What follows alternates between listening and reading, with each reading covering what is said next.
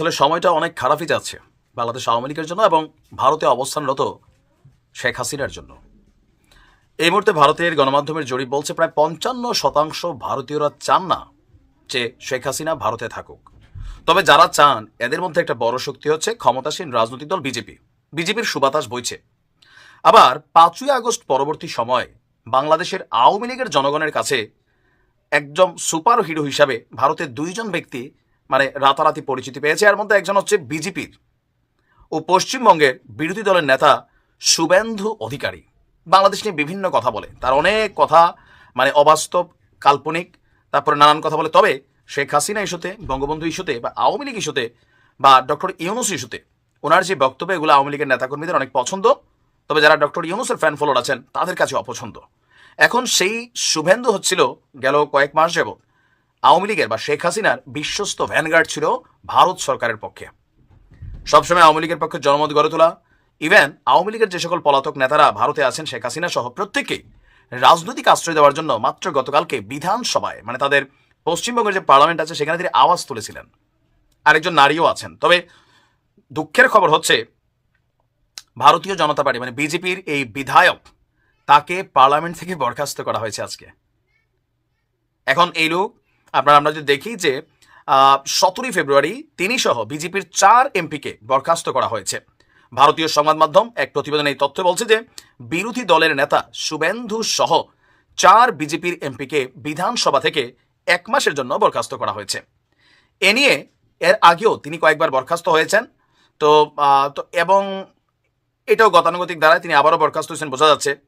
তবে এই সিদ্ধান্তের বিরুদ্ধে আগামীকালকে বিধানসভার বাইরে কর্মসূচিরও ঘোষণা দিয়েছেন তিনি। শুভেন্দু ছাড়াও বরখাস্ত যারা হচ্ছেন বঙ্কিম ঘোষ, বিশ্বনাথ কারক এবং অগ্নিমিত্রা পাল। বলা হচ্ছে যে বিধানসভায় বাজেট অধিবেশন চলছিল। গত সপ্তাহে রাজ্যের পক্ষ থেকে অর্ধ বছরের বাজেট পেশ করা হয়েছে। এখন বাজেটের উপর আলোচনা হবে।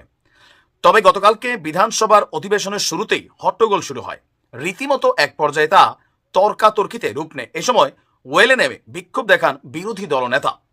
অধিবেশন কক্ষে কাগজ ছিঁড়ে তিনি বিক্ষোভ প্রদর্শন করেন। পরে ওয়াকআউট করেন বিজেপির এমপিরা।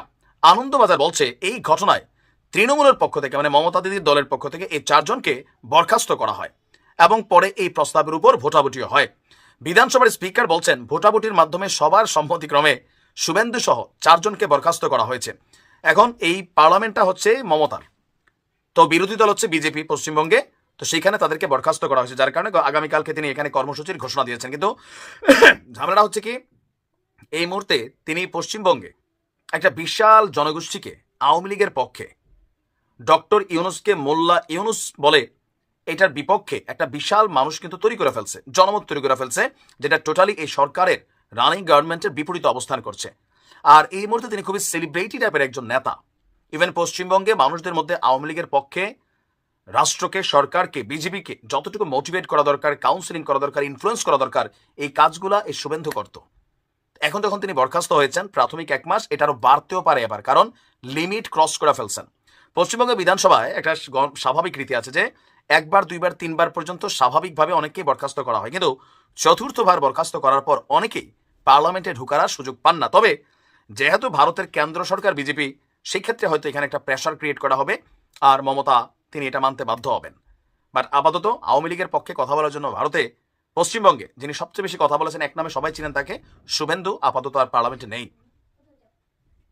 তো শেখ হাসিনার ভ্যানগার্ড হিসাবে এই মুহূর্তে দায়িত্ব পালন করছিল ভারতে পশ্চিমবঙ্গের এই শুভেন্দু। এখন আপাতত কি হয় আসলে বলা যায় না, তবে সময়টা কিন্তু খারাপ যাচ্ছে। ভালো থাকবে।